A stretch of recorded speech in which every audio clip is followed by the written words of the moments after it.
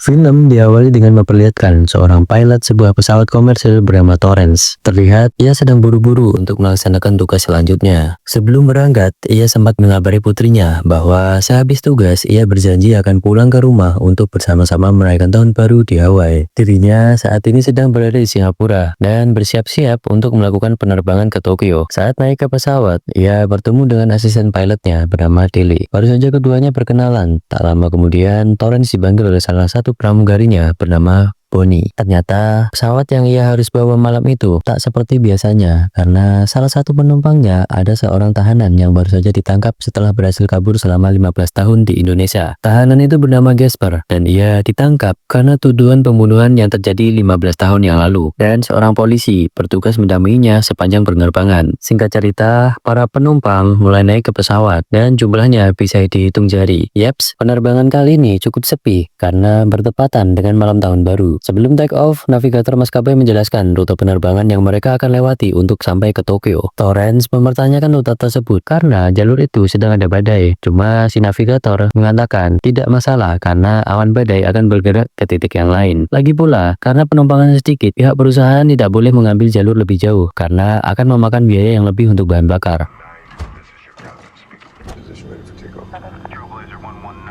Malam itu, pesawat berhasil take off dengan lancar. Penerbangan normal seperti biasanya. Sampai baru sekitar 19 menit setelah take off, mereka mulai memasuki wilayah badai. Torrance sempat meminta izin ke TSA untuk pesawat naik ketinggian 40.000 kaki di atas laut agar bisa melintas di atas awan badai. Cuaca buruk ternyata membuat koneksi radio sempat terputus. Butuh beberapa menit hingga akhirnya mereka diizinkan. Akibat cuaca tadi, penumpang sempat merasakan guncangan yang sangat kencang yang membuat Torrance keluar dari kokpit untuk mengecek sementara para penumpang. Belum lama ia keluar, tak lama kemudian pesawat kembali berguncang hebat bahkan membuatnya terbentur. Ia pun segera kembali ke dalam kokpit dan ternyata pesawat tadi terkena sambaran petir dan membuat seluruh sistem down.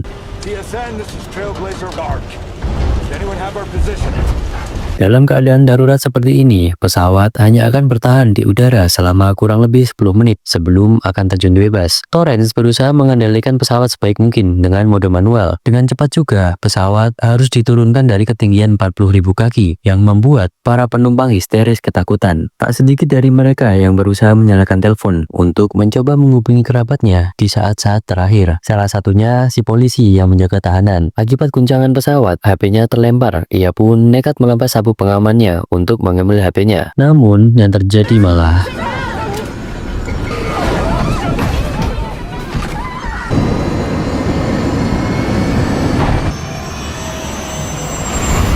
saat sudah cukup dekat dengan daratan, kondisi mulai stabil, namun harus segera didaratkan. Awalnya, Torrance berencana mendaratkannya di atas laut, namun tak jauh dari mereka ternyata ada sebuah pulau. Dan dalam kondisi gelap gulita, Torrance berusaha setidaknya mencari daratan luas untuk lajur pendaratan. Sebelum mendarat, bahan bakar pesawat mesti dikosongkan, karena sangat berbahaya dan bisa menimbulkan ledakan jika tak dilakukan. Sayangnya, dengan sistem yang rusak, hanya sebagian bahan bakar yang bisa dibuang. Di saat-saat terakhir, Torrance berhasil menemukan landasan yang bisa digunakan untuk pendaratan. Kemampuannya dalam menggunakan pesawat ternyata di atas rata-rata.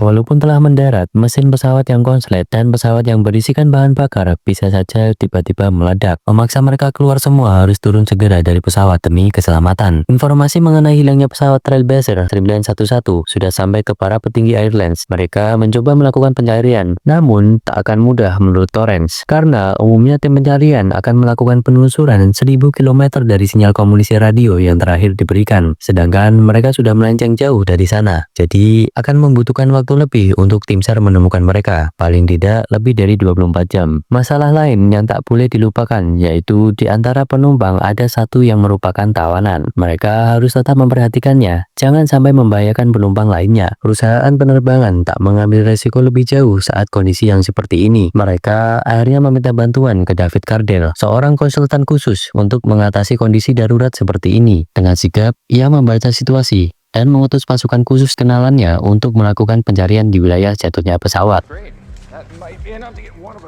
Kembali ke Torrance yang mengecek kondisi pesawat dan menurutnya kemungkinan masih bisa diterbangkan jika mereka berhasil menggunakan tenaga cadangan. Di samping itu, ada hal yang cukup penting yang harus segera ditangani, di mana di atas pesawat ada 2 jasad yang mestinya segera diamankan. Yap, Dua jasad tersebut adalah Isabel si pramugari dan polisi yang menahan Casper. Ternyata benturan tadi cukup keras dan membuat keduanya langsung tewas di tempat. Saat memeriksa jasad polisi itu, Torrance menemukan pistol dan sajam yang ia segera amankan. Singkat cerita, setelah memperhitungkan titik lokasi jatuhnya pesawat, Torrance dan co-pilot menyadari mereka kemungkinan besar mendarat di wilayah Filipina, tepatnya di Pulau Jolo. Kabar buruknya, jika benar jatuh di sana, artinya tak kemungkinan ada tim penyelamat dalam waktu dekat karena Jolo termasuk wilayah di Filipina yang dikuasai oleh pasukan separatis dan teroris. Oh iya, semalam saat berusaha mendaratkan pesawat, Torrance menyadari sempat melewati bangunan tua dengan menara pemancar. Ia pun berencana ke sana menggunakan alat komunikasi yang ada untuk menelpon pusat bantuan. Maka dari itu, ia ke sana ditemani Casper yang tanpa ragu Torrance membukakan borgolnya karena dia juga sadar tak mungkin Casper mau kabur sembarangan di tengah hutan.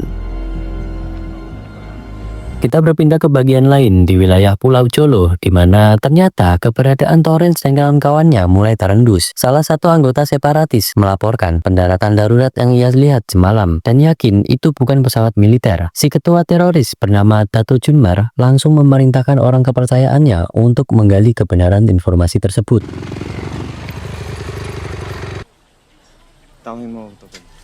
Kita balik ke Torrance dan Casper yang masih menyusuri hutan. Sembari jalan, keduanya akhirnya ngobrol. Dan dari percakapan keduanya, kita diberitahu bahwa Casper sebenarnya mantan anggota militer di Eropa. Setelah ia dituduh melakukan pembunuhan sewaktu dia masih berumur 18 tahun, ia memutuskan untuk kabur ke luar negeri. Singkat cerita, di tengah perjalanan, si Casper ini malah tiba-tiba menghilang. Torrance yang tidak mau ambil pusing memutuskan untuk tetap melanjutkan misinya. Saat sampai di gedung tua yang Torrance cari-cari, ia menemukan alat komunikasi yang sudah rusak dan berusaha memperbaikinya sebisa mungkin. Alhasil, dia berhasil menelpon pusat emergensi dari pihak maskapainya. Sayangnya, pusat emergensi dari maskapai tersebut menerima banyak telepon iseng dari orang-orang yang mengaku-ngaku sebagai Kapten Torrance. Untuk membuktikan identifikasinya, dia disuruh untuk menyebutkan angka yang tertera pada rencana pilotnya. Tapi Torrance juga gak bawa dan gak hafal. Karena tidak digubris, Torrance memutuskan untuk langsung menelpon putrinya. Tapi tiba-tiba dia diserang oleh pasukan separatis dari belakang.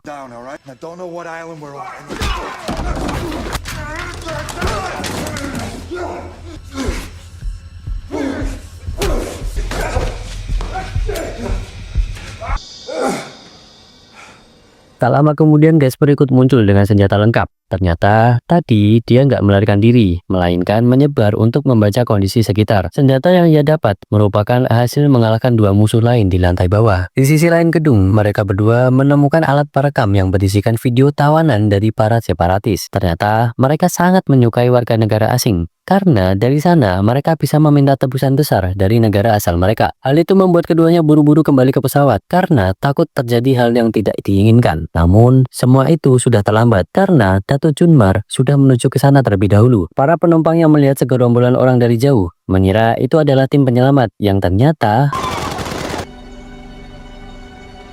akibat panik, seorang penumpang yang berusaha melarikan diri harus tewas karena terkena tembakan. Dan suaminya yang berusaha menolong ikut dibunuh oleh Dato Junmar. Para penumpang yang ketakutan diangkut menuju markas untuk ditawan. Torrance sebenarnya dari awal sudah ingin muncul menyelamatkan para penumpangnya. Cuman Casper menahannya dan memintanya untuk tidak gegabah. Para separatis tak lama kemudian meninggalkan lokasi. Dan si Dato Junmar meninggalkan dua anak buahnya untuk mencari barang-barang yang berharga. Segera Torrance melampiaskan emosinya ke anak buah Junmar. Mereka berhasil menggali informasi terkait titik lokasi ditahannya para penumpang. Datu, Juma, where's he taking them? I'll tell you. Kita berpindah ke David Cardell yang memeriksa percakapan telepon Torrance tadi. Putri Torrance sempat menelpon ke perusahaan penerbangan dan memberitahu informasi singkat yang ayahnya sempat sampaikan sebelum akhirnya terputus. Menyadari kondisi pesawat mendarat di pulau yang dikuasai oleh pasukan separatis, pasukan khusus swasta yang David Cardell sewa segera disuruh ke lokasi menggunakan terjun payung. Sayangnya, belum tiba di lokasi, Torrance dan Casper ternyata sudah lebih duluan ke markas utama si Dato Junmar. Sebelum pergi, Torrance sempat menuliskan sebuah pesan singkat terkait rencananya yang untung saja ditemukan oleh para tim penyelamat.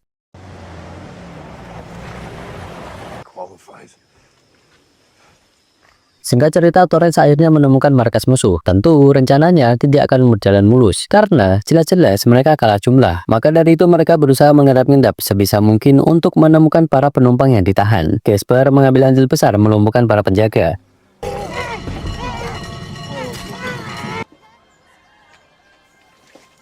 Alhasil, mereka berhasil menemukan para penumpang yang sambil mengendap-endap berhasil dinaikkan satu persatu ke atas bus yang berada di sana. Nah, sekarang masalahnya, kalau mereka lari menggunakan bus itu, akan menimbulkan perhatian para penjaga lain. Demi agar penumpangnya bisa melarikan diri, Torres akhirnya mengorbankan dirinya dengan menjadi pengalih perhatian musuh. Ia jalan dengan santai ke markas dan meminta untuk dipertemukan dengan Dato' Junmar. Saat dirinya sudah hampir dieksekusi, tiba-tiba sebuah peluru melesat ke salah satu anggota Dato' Junmar. Tim pasukan penyelamat yang diutus oleh David akhirnya tiba di lokasi tepat pada waktunya.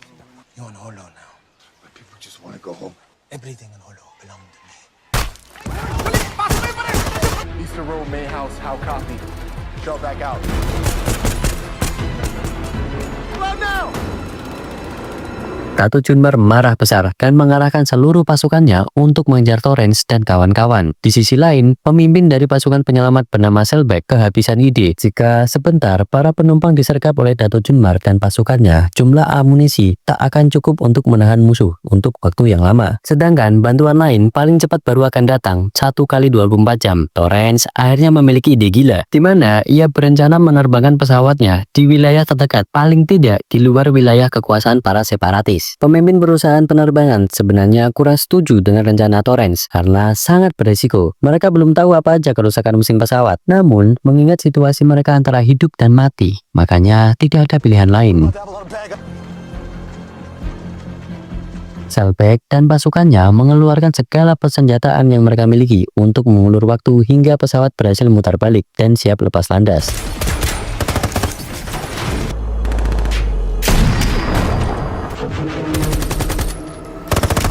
Di saat-saat terakhir, Torrens mencoba mengajak Casper untuk segera naik, namun dia menolak dan memilih untuk mencari jalan lain, karena kalau ikut pasti nanti akan dipenjara. Ia juga sempat mengambil setumpuk uang milik Selbek, yang merupakan dana cash senilai $500.000 yang tadinya dana buat negosiasi kalau dibutuhkan. APU working. Engaged? Engaged.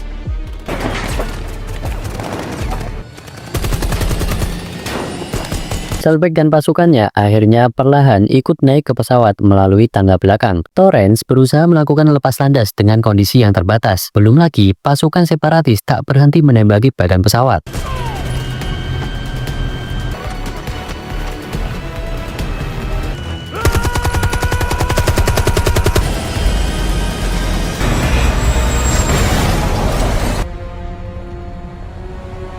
Akhirnya, mereka berhasil lepas landas. Sekarang masalahnya di mana mereka akan mendarat. Tadinya, Torrens berencana mendaratkan pesawat di laut. Namun, akhirnya dia mendapatkan informasi dari pusat terkait adanya bandara terdekat yang jaraknya cuma 50 km dari lokasinya. Pesawat yang sudah tidak kuat lagi untuk terbang sebisa mungkin dikendalikan oleh Torrens hingga akhirnya mendarat dengan selamat.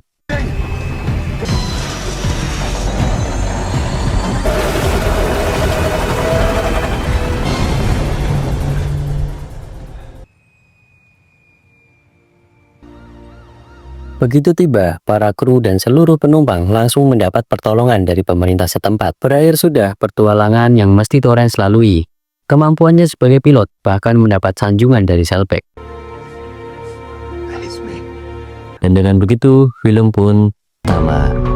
Terima kasih sudah menonton. Bila ada salah kata ataupun kurang mengenakan, Mimin minta maaf. Sampai jumpa di film selanjutnya. Jangan lupa like, komen, dan subscribe.